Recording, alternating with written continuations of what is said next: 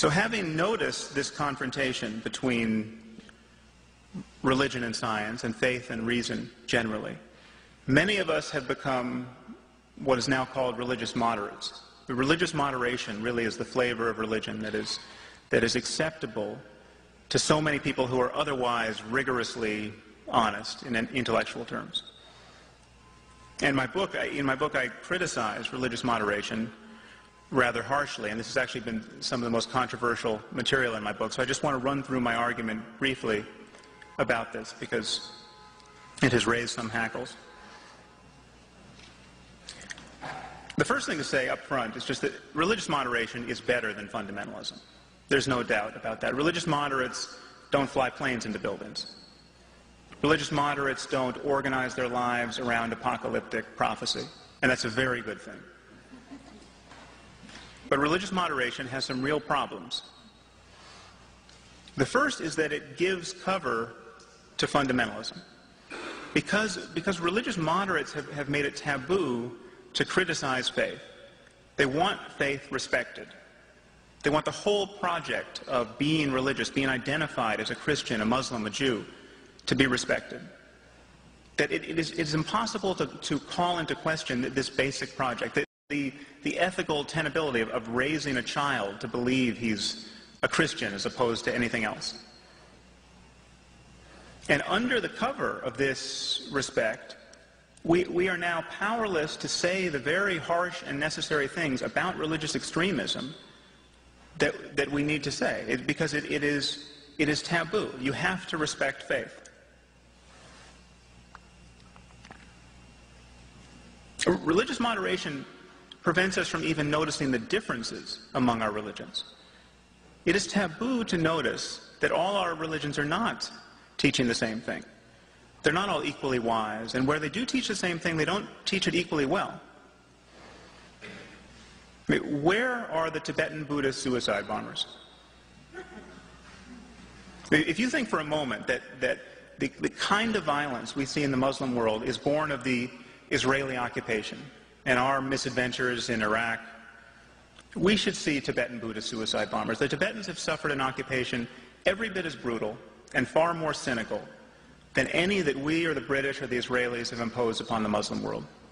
Something like 1 million, 1.2 million Tibetans have died since the Chinese occupation.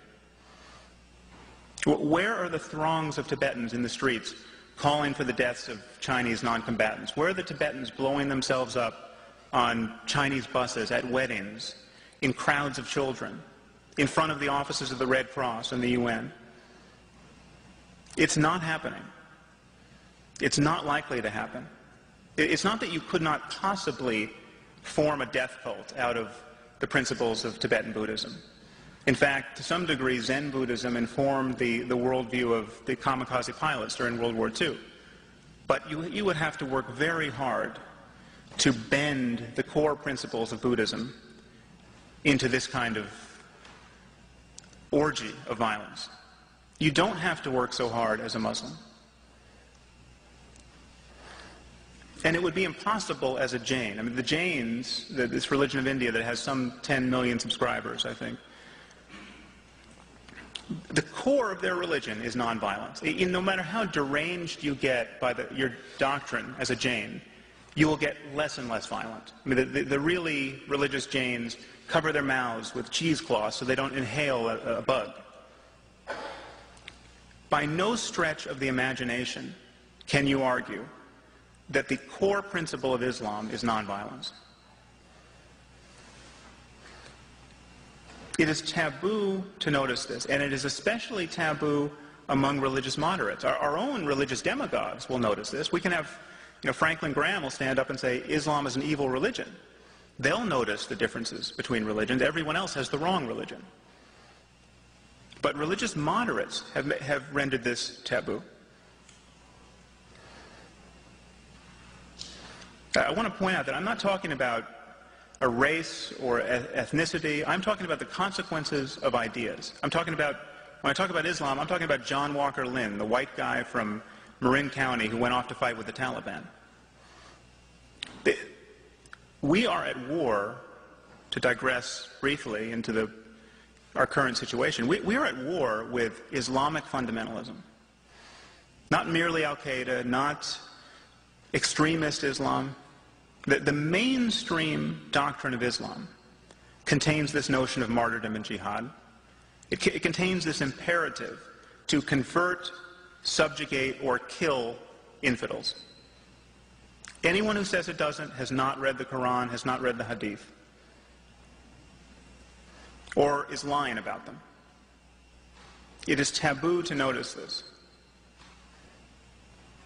If you doubt this, if you think, I'm sure there are people in this room who are still thinking, no, it can't be religion. This is lack of economic opportunity. It's lack of educational opportunity in the Muslim world. Just contemplate for a moment the biographies of the 19 men who woke up on September 11th, 2001 and decided to slit the throats of stewardesses and fly planes into buildings. Okay, these guys were college educated to a man. Many of them had PhDs.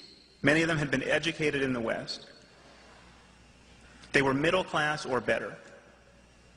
I don't know how many architects and engineers need to hit the wall at 400 miles an hour for us to get it into our heads that this is not merely a problem of education or economics. These were not guys who had spent a lot of time agitating about regime change in the Middle East. These were guys who spent an inordinate amount of time at their local mosque in Hamburg talking about the pleasures that await martyrs in paradise and demonizing infidel culture. The circumstance we are in is much more sinister than many want to realize. It is possible to be so well educated that you can build a nuclear bomb and to still think you're going to get the 72 virgins in paradise.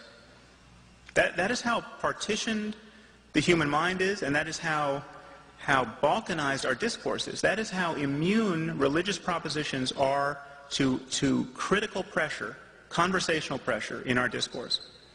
40% of scientists believe in a biblical God. That does not suggest that there are good scientific reasons to believe in a biblical God. That suggests that 60% of scientists are not doing their jobs. That there really is an argument to be won here. So the problem with religious moderation, another problem, is that moderates are blinded by their own moderation. A moderate doesn't know what it's like to be certain of paradise. A moderate doesn't know what it's like to be certain of God, to be certain that the book he keeps by his bedside is the perfect word of the creator of the universe. And so when the moderate sees the jihadist in the video camera saying things like, "We love death more than the infidel loves life," and then he blows himself up, it's the moderate who's left wondering, well, that couldn't be faith. That is propaganda, I don't know what that was, but that's not religion.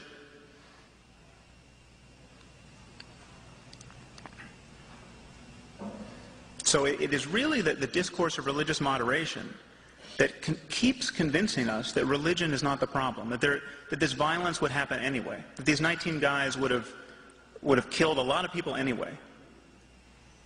There's no evidence for that. Another problem with religious moderation is that it is intellectually bankrupt. It really represents a fundamentally unprincipled use of reason. At least fundamentalists talk about evidence. You ask a fundamentalist, why do you believe that Jesus was the Son of God and the Bible is the perfect Word of God? You'll get reasons. They're not good reasons, but you will immediately see that these people are engaged in an evidentiary pursuit. They'll say things like, the New Testament confirms all of Old Testament prophecy, or every prophecy in the Bible has come true. These are specious claims, but contrast that to what moderates say. Moderates don't talk about evidence.